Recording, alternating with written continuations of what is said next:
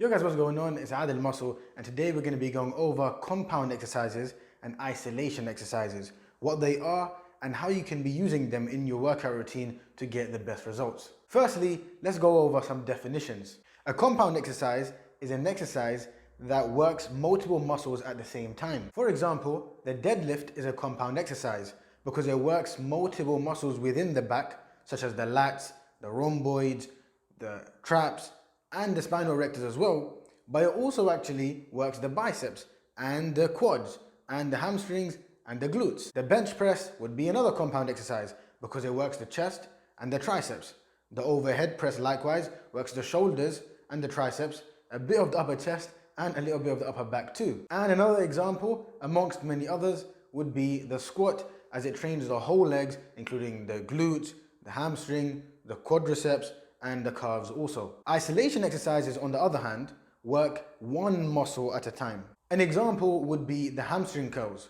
So unlike squats, which are compound exercise and train all the muscles within the legs, the hamstring curl only works the hamstrings. Another example would be the side lateral raises, because they don't target the whole shoulders like the overhead press does, nor do they work any other muscle, rather they only focus on the medial head of the shoulders. Compound exercises are actually more effective for muscle growth than isolation exercises. The main reason for this is because since they utilize multiple muscles at the same time, you are able to lift much more weight with compound exercises as opposed to isolation exercises.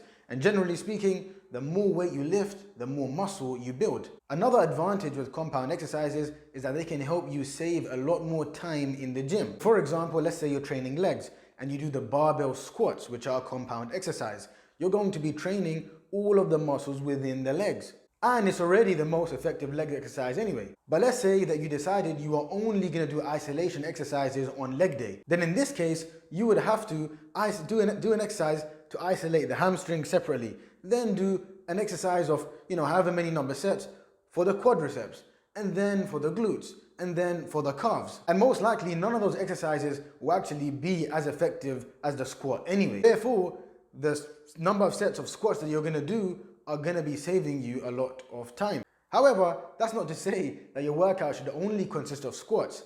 And it's also not to say that you shouldn't be using isolation exercises in your workout routine. Let's make something very clear. You should be using both compounds and isolation exercises in your workout routine. Because the main benefit for isolation exercises is that they will allow you to target smaller muscles and bring those muscles out where compound exercises probably wouldn't be able to bring those muscles out just as effectively.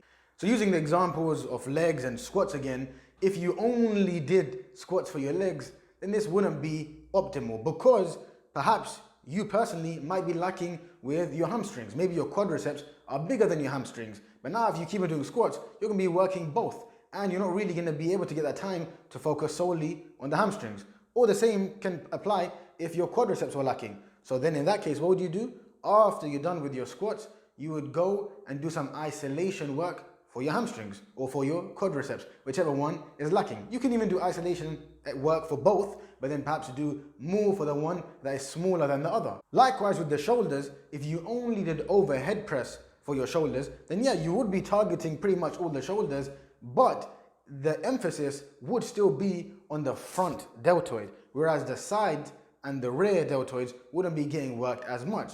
So then in that case, the side lateral raises would be a very good option to work those side delts which aren't being worked enough from the overhead press alone. And likewise, you could do dumbbell rear delt raises, as well as some other exercises to target your rear deltoids separately as well. My overall recommendation then is that you must be using both compound exercises and isolation exercises, but you should be prioritizing compounds over isolations. Specifically, about 80% of your exercises should be compound exercises and the other 20% should be going towards isolation exercises. And the last point that I would mention is that you want to leave your isolation exercises till the end of your workout, whilst beginning with your compounds, because your compound exercises are generally going to require a lot more energy than your isolation exercises. I hope that all makes sense, and I'll see you guys next time.